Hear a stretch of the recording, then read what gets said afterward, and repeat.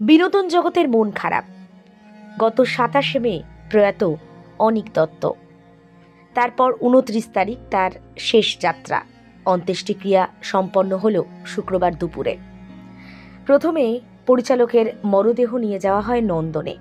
আদ্যপান্ত বাঙালি পরিচালক, যার বুদ্ধিমত্তা, যার সিনেমা দৃষ্টিভঙ্গি নিয়ে কারুর কোনো প্রশ্ন নেই, অথচ তার মনের মধ্যে কেন এত অবসাদ ছিল, সে প্রশ্নের উত্তরটা আজও অধরা রয়ে গেল। নন্দনে তাকে শ্রদ্ধা জানান বিশিষ্টরা, পাশাপাশি ছিলেন অনুরাগীরাও।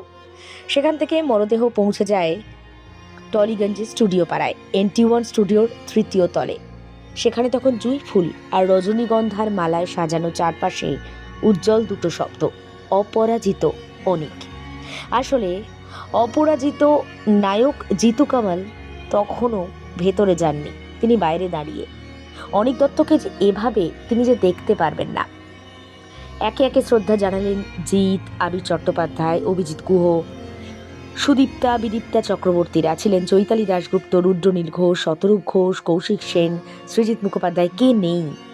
প্রত্যেকেই চোখের জলে বিদায় জানালেন পরিচালককে, যিনি একটা সময় ভূতের ভবিষ্যৎ চিনিয়েছিলেন, যিনি একটা সময় মেঘনাদ বধ রহস্যের সমাধান করেছিলেন, যিনি বুঝিয়েছিলেন যত কাণ্ড কলকাতাতেই, সেই কলকাতাতেই তার সব কীর্তি। মরদেহ তারপর চলে গেল কেওড়াতলা মহাশ্মশানে। সেখানে রূপা গঙ্গোপাধ্যায়, সৌর সেনীরা, পাশে ছিলেন পরিচালক কন্যা ঐশীর। একটু দূরে দাঁড়িয়ে চোখের জলে প্রিয়জনকে বিদায় দিচ্ছেন অনীকের প্রাক্তন স্ত্রী সন্ধি দত্ত। এক ভারাক্রান্ত পরিবেশ, সেটাই যেন ধরা পড়ল। সকলের মন খারাপ।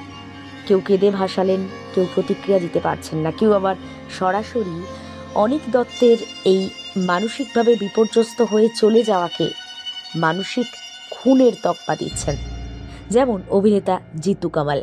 এটা মানসিকভাবে খুন করা হলো একটা মানুষকে, যেটা পূর্বতন সরকার, মানে আমি দেখেছি সামনে থেকে কিভাবে ছবি আটকে দেওয়া থেকে আরম্ভ করে কিভাবে মানসিকভাবে অত্যাচার, কোনো প্রডিউসার এলে তাকে পরে বলে দেওয়া, বা অনেক আমাদের ইন্ডাস্ট্রির মানুষও ছিল ওই সরকারকে খুশি করতে গিয়ে সে আমার বিরুদ্ধেও বলে,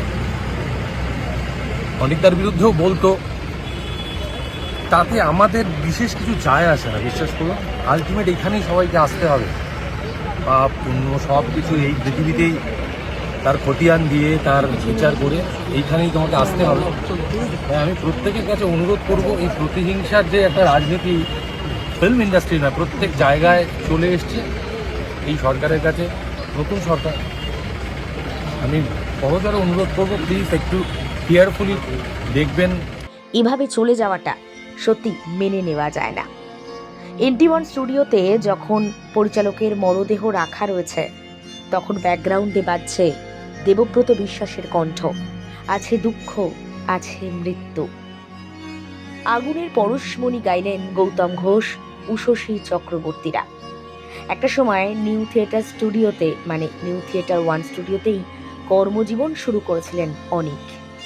সেখানেই তাকে শেষ শ্রদ্ধা। ভারাক্রান্ত বিনোদনের এই খবর, আজ দিনভর সেই রেশটা রয়ে গেল। দেখতে থাকুন রাতদিন.in।